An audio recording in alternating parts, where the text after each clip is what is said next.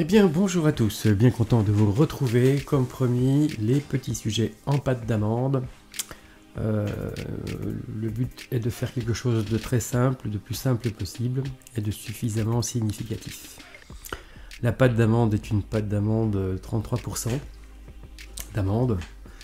Alors généralement, en fait, on utilise une pâte d'amande dit d'office qui a seulement 10% d'amande, puisqu'en fait, en termes de décor, elle se conserve donc un peu mieux, puisqu'il y a 90% de sucre. Elle n'est pas donc très bonne. Le but, c'est de faire du décor qui dure dans le temps. Voilà, allez, parlons un petit peu maintenant de ce qui nous occupe, de ces petits sujets. Alors d'abord un boudin, ensuite une boule, de façon à s'occuper du corps. Les têtes arrivent derrière. Voilà, donc là ici c'est un petit chien que je vais faire en premier.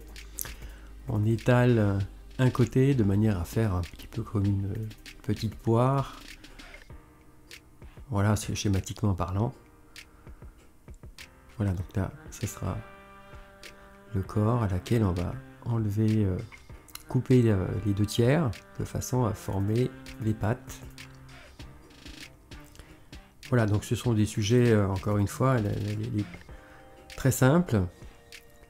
Le but étant de faire des petits décors sympathiques, là, pour le coup, pour les bûches de Noël. Mais ça peut être utilisé évidemment pour des entremets, pour partout là où vous avez envie.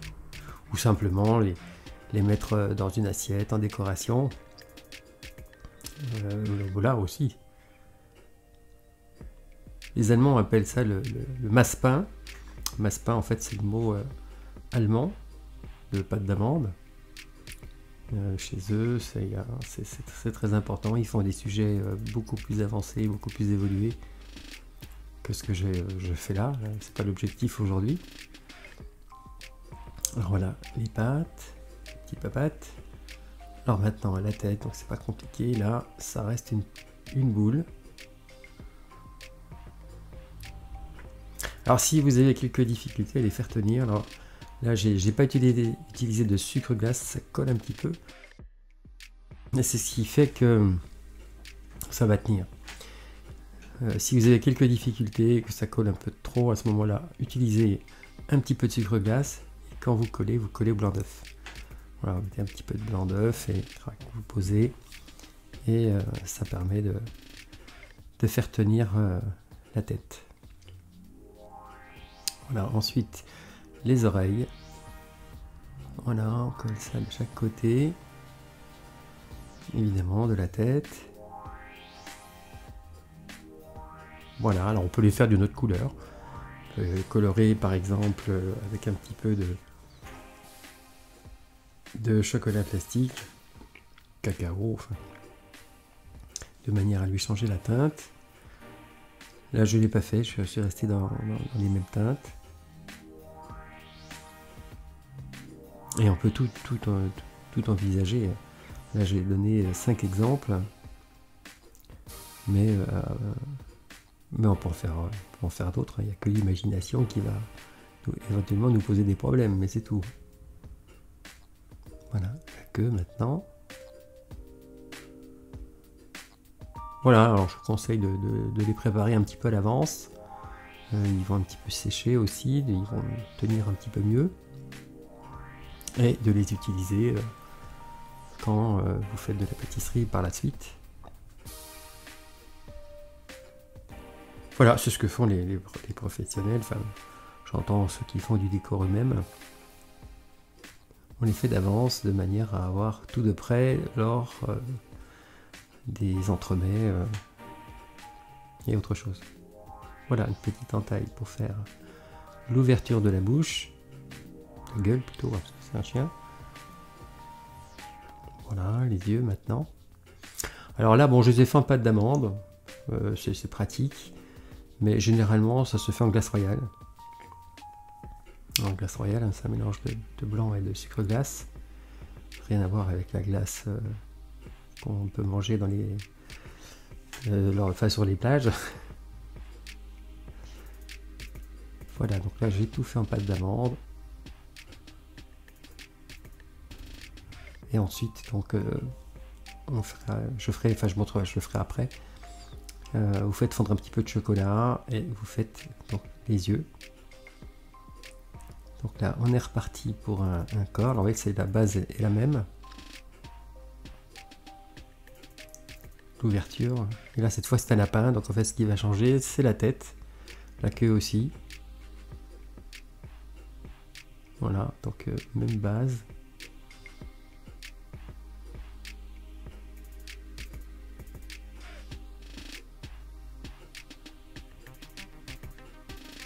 Et là, donc, avec la tête, cette fois, c'est un peu comme le corps, sauf que avec le côté plat du couteau, on fait les oreilles.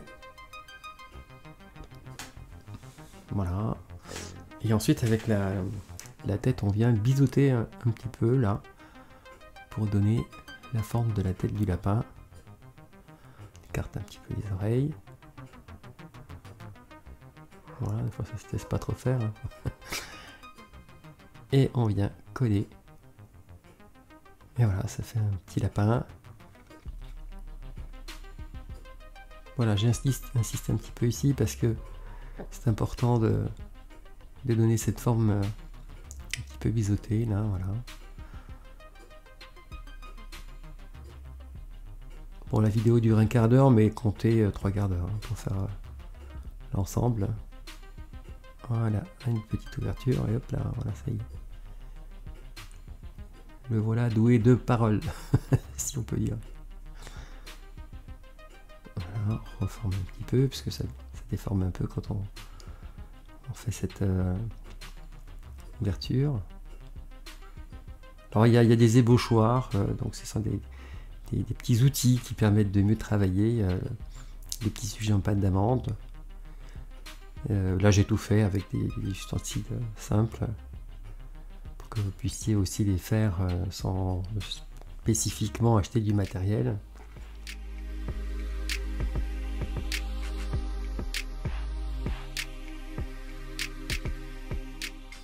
Voilà les yeux, même chose, même principe. Voilà, puis après encore une fois on peut imaginer plein de choses. Là, les petits cochons je les avais jamais fait jusque là. Et ça a été une invention, entre guillemets. Il suffit de réfléchir de la même façon, un corps, une tête, les spécificités de la tête. Ah ouais, la grenouille avant. Voilà, là cette fois on vient faire un corps qui est debout. Voilà, un petit peu aplati pour recevoir la tête.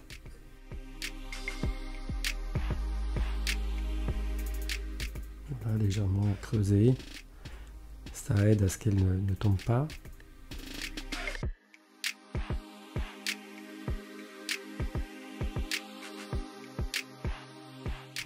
On peut aussi donner des travaux pratiques à nos chers enfants avec de la pâte à modeler, pâte d'amande, pâte à modeler, c'est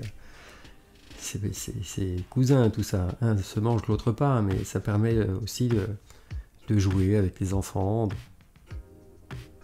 Ils vont peut-être préférer la pâte d'amande pour la manger après. Voilà les pâtes. Donc des petits boudins, on écrase légèrement. Donc les pointes. Et on vient donc coller. Voilà. D'un côté, de l'autre. Alors c'est un petit peu plus long parce qu'évidemment il y a 4 pâtes à faire.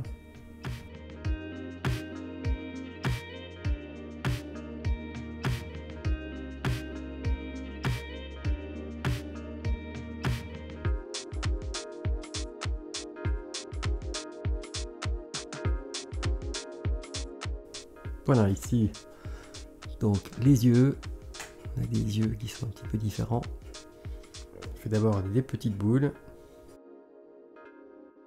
c'est un petit peu comme les oreilles du chien, enfin c'est exactement la même forme, sauf que cette fois on les pose sur le côté et la partie la plus arrondie en haut.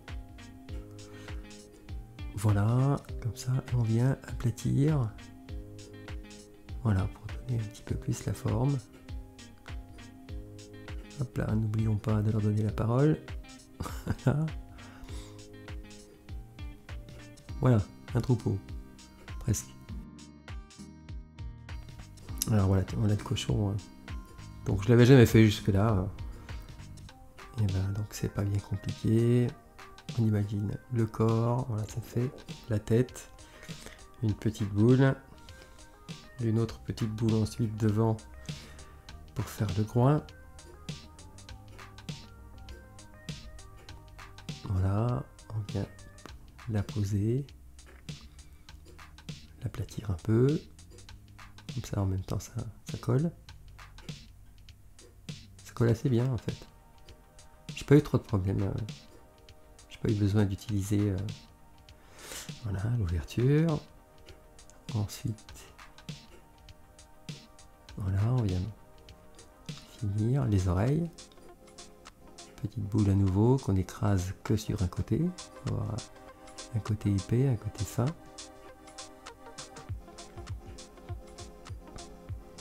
Décolle un peu sur les petites parties là, ça commence un peu à adhérer sur le tour.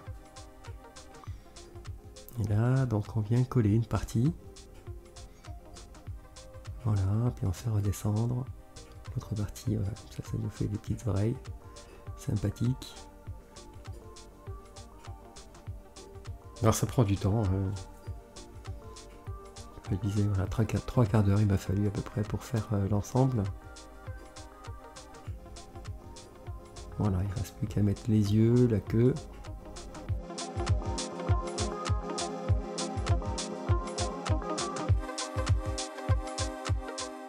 Voilà, ça change un petit peu des sujets en plastique achetés tout fait.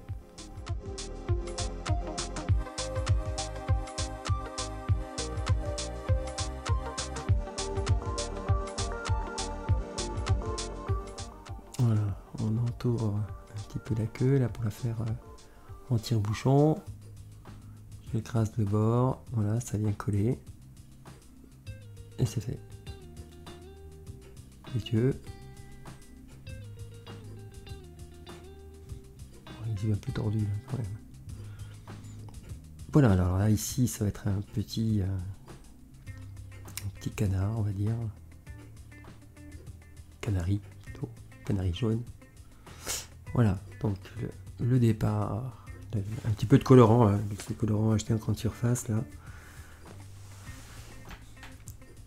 Voilà, donc, le corps, donc cette fois un petit peu biseauté et relevé. Voilà, pour faire la queue. On pose et on vient finir. Voilà, un peu rectangulaire. Donc il reste la tête. Il est assez facile celui-là par rapport aux autres. Petit canari là, c'est sympathique. Hop, la tête. Reste plus qu'à faire le bec et les yeux. Hop, petite ouverture. Voilà, ça y est, lui aussi il peut parler.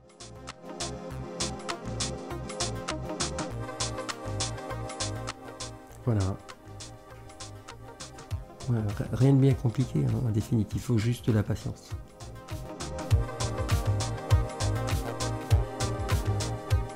Voilà, ça fait une bûche un peu campagnarde, hein, puisque là je les ai fait pour ça. Lui aussi, je ne l'avais jamais fait jusque là, j'ai fait une sorte de petit lutin. Lutin, Père Noël, donc il a un chapeau rouge. Voilà le corps. Debout, la tête. Et on retrouve les mêmes principes en fait, hein. On peut faire ça à l'infini. Voilà le chapeau, donc un côté pointu. Avec la pointe du doigt, j'ai simplement creusé un petit peu de façon à pouvoir voilà, faire rentrer la tête.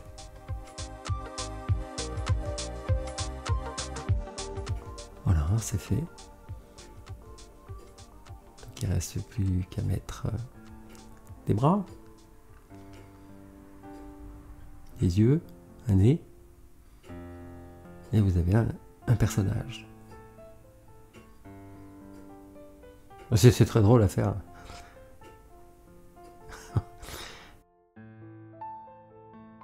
Ah ben voilà, donc le chocolat.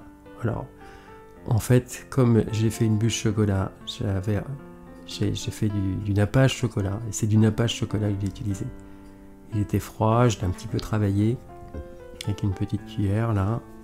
C'est un peu souple, vous en mettez une pointe, et ça marche très bien. Si vous n'avez pas ça, bah vous faites fondre un petit peu de chocolat, doucement, et vous remplissez, vous faites votre cornet.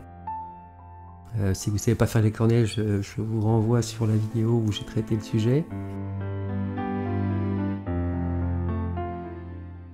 Voilà, ici des yeux un petit peu plus gros. Donc du coup, pareil, hein, les yeux avec le chocolat sont un petit peu plus gros.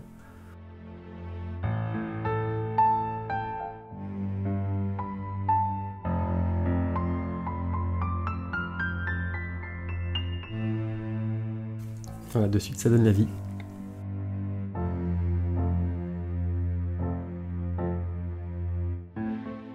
Voilà, nos lapins sont devenus, sont plus aveugles. Tous n'y voyaient plus rien là, cette fois ils ont retrouvé, enfin ils ont trouvé la vue plutôt, pas retrouvé.